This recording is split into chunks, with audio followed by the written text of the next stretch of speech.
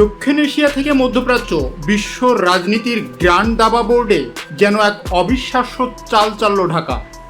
এতদিন ধরে অঞ্চলটির একক আধিপত্য বা দাদাগিরি বজায় রাখার যে চেষ্টা দিল্লি চালিয়ে আসছিল, তাকে পুরোপুরি পাশ কাটিয়ে আন্তর্জাতিক মঞ্চে নিজেদের নতুন অবস্থান জানান দিল বাংলাদেশ।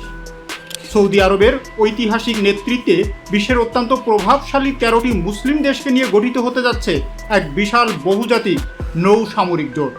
আর সেই শক্তিশালী জোটে পাকিস্তান, তুরস্ক, মিশর ও কাতারের মতো সামরিক পরাশক্তিগুলোর পাশাপাশি সগৌরবে যুক্ত হয়েছে বাংলাদেশের নাম। কিন্তু কেন এই অভূতপূর্ব পদক্ষেপ? মধ্যপ্রাচ্যের সমুদ্র সীমায় বহুজাতিক সামরিক জোটে বাংলাদেশের এই যোগদান কি কেবলই সমুদ্রপথের নিরাপত্তা, নাকি এর পিছনে রয়েছে দক্ষিণ এশিয়ায় ভারতের একক প্রভাব ভেঙে চুরমার করে দেওয়ার এক সুদূর প্রসারী ভূ রাজনৈতিক হিসাব নিকাশ? এই ঐতিহাসিক সিদ্ধান্তের ফলে বাংলাদেশের লাভ কতটুকু আর ঝুঁকিটাই বা কোথায়? আন্তর্জাতিক রাজনীতির আড়ালের সব খবরাখবর বিশ্লেষণ করতে আজ আমরা বিস্তারিত আলোচনা করব। সাথেই থাকুন আন্তর্জাতিক আঙ্গিনার।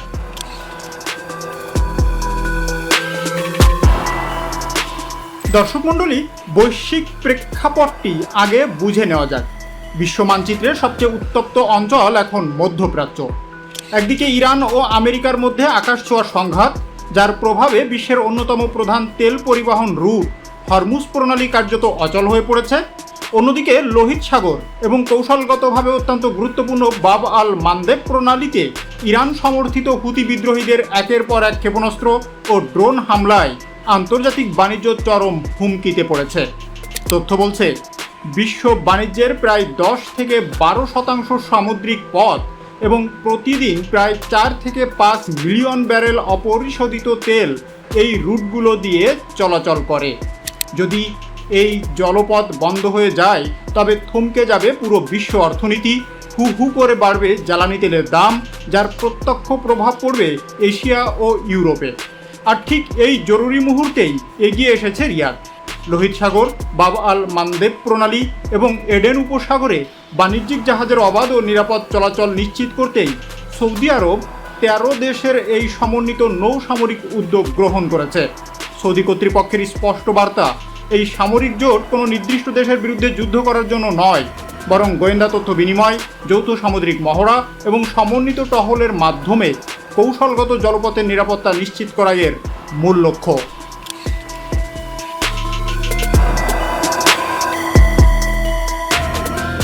কিন্তু বিশ্লেষকরা যা দেখছেন তা কেবল সমুদ্রের নিরাপত্তা নিশ্চিত করার চেয়েও অনেক বেশি কিছু।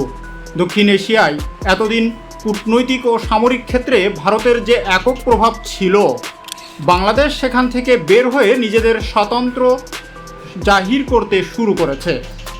ঐতিহাসিক কাল থেকেই দিল্লির একটি অলিখিত নীতি ছিল প্রতিবেশী দেশগুলোকে তাদের নিজস্ব সামরিক ও আঞ্চলিক প্রভাব বলয়ের ভিতরে রাখা। তবে বাংলাদেশ এবার প্রমাণ করল, বৈশ্বিক ভূ রাজনীতিতে ঢাকা আর কোনো আঞ্চলিক শক্তির অনুগামী হয়ে থাকবে না। মুসলিম বিশ্বের শক্তিশালী দেশগুলোর সাথে সরাসরি সামরিক ও কৌশলগত সম্পর্ক তৈরি করে বাংলাদেশ কেবল নিজের সার্বভৌমত্বকেই নতুন উচ্চতায় নিয়ে যায়নি, বরং আঞ্চলিক রাজনীতিতে দিল্লির একক দাদাগিরির মোক্ষম জবাব দিয়েছে। দক্ষিণ এশিয়ার একটি উদীয়মান অর্থনৈতিক শক্তি হিসাবে বাংলাদেশ এখন বৈশ্বিক ফোরামে অন্যতম নীতি নির্ধারকের ভূমিকায় অবতীর্ণ হতে প্রস্তুত। এই জোটে পাকিস্তানের সাথে পাশাপাশি অবস্থান, বিশ্ব সামরিক পরাশক্তি তুরস্কের সাথে কৌশলগত অংশীদারিত্ব এবং মিশরের মতো সুপ্রাচীন সামরিক শক্তির সাথে কাঁধে কাঁধ মিলিয়ে কাজ করা প্রমাণ করে ঢাকার বৈদেশিক নীতি এখন সম্পূর্ণ স্বাধীন ও ভারসাম্যপূর্ণ।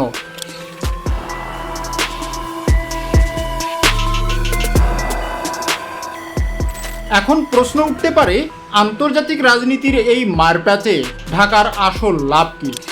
প্রথমত, বিশালাকার শ্রমবাজার ও জ্বালানি নিরাপত্তা। সৌদি আরব হলো বাংলাদেশের সবচেয়ে বড় অর্থনৈতিক অংশীদার এবং শ্রমবাজার, যেখানে বর্তমানে 25 লাখেরও বেশি প্রবাসী বাংলাদেশি কর্মরত রয়েছেন। জাতীয় অর্থনীতির অন্যতম প্রধান চালিকা শক্তি এই প্রবাসীদের স্বার্থ রক্ষা করা বাংলাদেশের জন্য অত্যন্ত জরুরি। তাছাড়া বিশ্ববাজারে জ্বালানি তেলের দাম স্থিতিশীল না থাকলে বাংলাদেশের পোশাক খাত সহ সামগ্রিক শিল্প উৎপাদন বিপর্যয়ের মুখে পড়বে। সৌদি নেতৃত্বাধীন এই জোটের মাধ্যমে সমুদ্রপথে তেল সরবরাহ নিরাপদ থাকলে দেশের অর্থনীতি বড় ধরনের অস্থিরতা থেকে রক্ষা পাবে।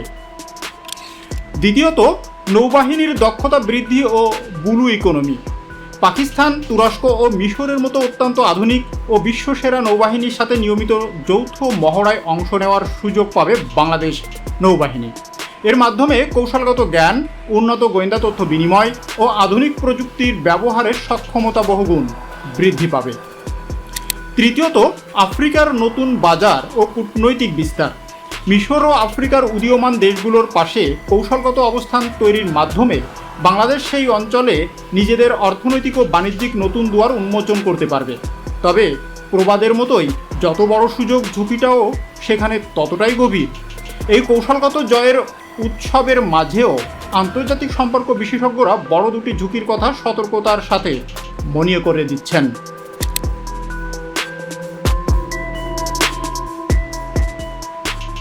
প্রথম ঝুঁকি, তেহরানের সাথে কূটনৈতিক টানাপোড়েন। আমরা জানি রিয়াদ ও ওয়াশিংটন পরস্পরের চরম ঘনিষ্ঠ মিত্র, অন্যদিকে ইরান তাদের প্রধান প্রতিপক্ষ।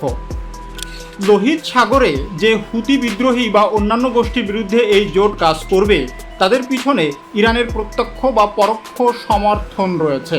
এখন সৌদি নেতৃত্বাধীন সামরিক জোটে বাংলাদেশ সক্রিয়ভাবে অংশ নিলে তেহরান একে কীভাবে নেবে? ইরানের সাথে বাংলাদেশের বহু বছরের সুদৃঢ় কূটনৈতিক ও বাণিজ্যিক সম্পর্ক যদি ক্ষতিগ্রস্ত হয়, তবে তা হবে বহুপাক্ষিক কূটনীতির জন্য একটি বড় বিপর্যয়। দ্বিতীয় ঝুঁকি, জাতিসংঘের বাইরে সামরিক অভিযান ও সেনা সদস্যদের নিরাপত্তা। বাংলাদেশ বিশ্বজুড়ে জাতিসংঘ শান্তিরক্ষা মিশন এর মাধ্যমে সুনাম কুড়িয়েছে, কিন্তু সৌদি নেতৃত্বাধীন এই নৌ জোট কিন্তু জাতিসংঘের কোনো মিশন নয়, এটি একটি আঞ্চলিক ও বহুজাতিক জোট। ফলে মধ্যপ্রাচ্যের মতো অত্যন্ত উত্তপ্ত ও সংঘাতপূর্ণ জলসীমায় কোনো ধরনের সরাসরি সংঘাত শুরু হলে সেখানে নিয়োজিত বাংলাদেশ নৌবাহিনীর সদস্যদের নিরাপত্তা কতটা নিশ্চিত থাকবে, তা নিয়ে বড় ধরনের প্রশ্নচিহ্ন থেকে যায়। তাহলে এই মুহূর্তে বাংলাদেশের কৌশল কী হওয়া উচিত?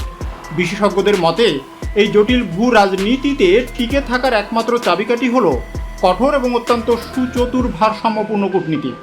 বাংলাদেশকে একদিকে যেমন কৌশলগত সামুদ্রিক নিরাপত্তার অংশীদার হিসাবে মুসলিম বিশ্বের পাশে নিজেদের অবস্থান সুসংহত রাখতে হবে, অন্যদিকে ইরানকেও আশ্বস্ত করতে হবে যে এই অংশগ্রহণ কোনো দেশের সার্বভৌম বা স্বার্থের বিরুদ্ধে নয়।